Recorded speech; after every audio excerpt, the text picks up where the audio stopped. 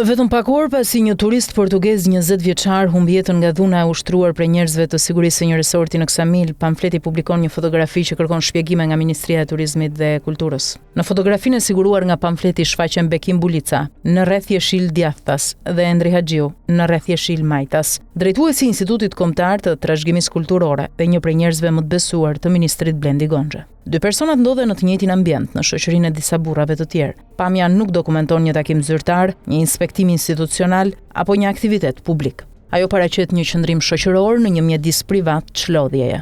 Fotografia nuk provon vetë një marrëveshje kriminale. Ajo provon se zyrtari i lartë dhe Bekim Bulica kanë qëndruar në të njëjtën shoqëri. Për një qytetar të zakonshëm, një fotografi e tillë mund të përbënte vetëm një episod privat. Për Endri Haxhiun ajo ngre pyetje që lidhen drejt për drejt me detyrën, kompetencat dhe vendimarrjen e tij. Bekim Bulica nuk është një emër i panjohur për drejtësinë dhe publikun. Pamfleti ka publikuar materiale për të që prej vitit 2025, duke dokumentuar të dhëna mbi arrestimin e tij në Francë, ekstradimin në Shqipëri për një çështje tentative vrasjeje dhe përfshirjen e emrit të tij në dosje të dhunës, armëve, trafikut dhe pastrimit të parave. Pamfleti ka identifikuar Principotes and Tullum Restolange në Ksamil si pikën kryesore të aktivitetit ekonomik të lidhur me rrethin e Bulicës. Subjekti rezulton i regjistruar përmes një shoqërie me kapital fillestar 100 lek, ndërsa investimi real arrin për masa që kërkojnë verifikim financiar dhe administrativ. Institucionet nuk dhanë përgjigje kur pamfleti publikoi këto të dhëna. SPAK nuk bëri publik ndonjë rezultat hetimor. Strukturat vendore nuk shpjeguan pronësinë reale, burimin e investimit, lejet, përdorimin e vijes bregdetare dhe kontrollin financiar mbi aktivitetin. Më pas ndodhi vrasja e turistit portugez 20 vjeçar. Sipas të dhënave të deritanishme në ngjarje u përfshin njerëz të sigurisë së resortit. Hetimi duhet përcaktojë përgjegjësinë individuale të autorëve, rolin e administratorëve dhe mënyrën se si subjekti rekrutonte e kontrollonte personelin e sigurisë. Në këtë sfond, fotografia e Endri Haxhiut me Bekim Bulicën merr rëndësi publike.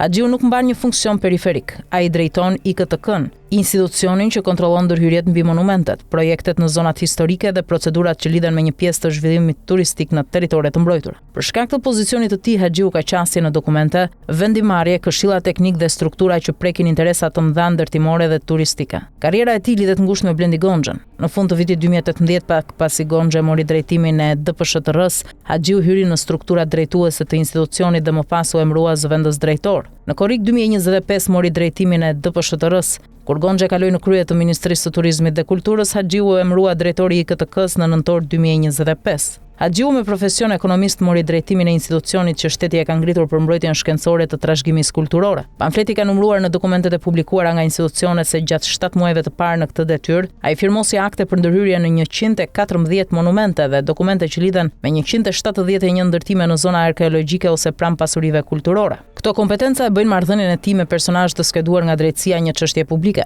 Haxhiu duhet të shpjegojë kur dhe ku realizua fotografia, kush e organizoi takimin, sa herë është takuar me Bulicën dhe çfarë marrëdhënie ka me të. Ai duhet të deklarojë nëse ka vizituar Principotes ose aktivitete të tjera të lidhura me rrethin familjar dhe ekonomik të Bulicës. Ministria duhet të publikojë nëse Haxhiu ka marrë pjesë në ndonjë procedurë inspektim, shqyrtim dokumentesh apo vendimarrje që ka prekur interesat e Bulicës ose personave të lidhur me të. Blendi Gonxha duhet të përgjigjet nëse e njeh tek këtë marrëdhënie. Ai duhet të sqarojë nëse Haxhiu e ka informuar për kontaktet me Bulicën dhe nëse ministria ka kontrolluar ndonjë konflikt të mundshëm interesi. Fotografia nuk mund të trajtohet si çështje private për sa kohë njëri prej personave drejton një institucion shtetëror me kompetenca mbi prona, ndërtime, zonat mbrojtura dhe investime turistike, ndërsa tjetri lidhet me një biznes që rezulton i botës së krimit, i denoncuar për dyshime mbi burimin e parave, lejet dhe aktivitetin kriminal përreth tij. Ngjarja ku humbi jetën turisti portugez tregoi se pas luksit të reklamuar në Ksamil funksiononte një strukturë sigurie që përdori dhunë me pasojë vdekjen. Hetimi nuk duhet mjaftohet me arrestimin e autorëve material. Prokuroria duhet verifikojë hierarkinë e resortit, personat që jepnin urdhra, pronarin real, burimin e financimit dhe lidhjet me zyrtarët publik. Edhe fotografia duhet të administrohet si pjesë e verifikimit.